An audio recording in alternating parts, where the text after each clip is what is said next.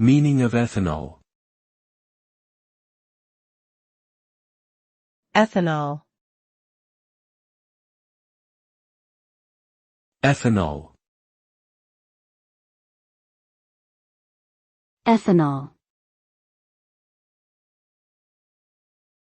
Ethanol. Ethanol is a clear, colorless alcohol that is commonly used as a fuel, solvent, and as an ingredient in alcoholic beverages. It is derived from the fermentation of sugars and can be produced using renewable resources like corn, sugarcane, and switchgrass. Ethanol has a lower energy density than gasoline, meaning it contains less energy per unit volume, but it burns more cleanly, producing fewer harmful emissions.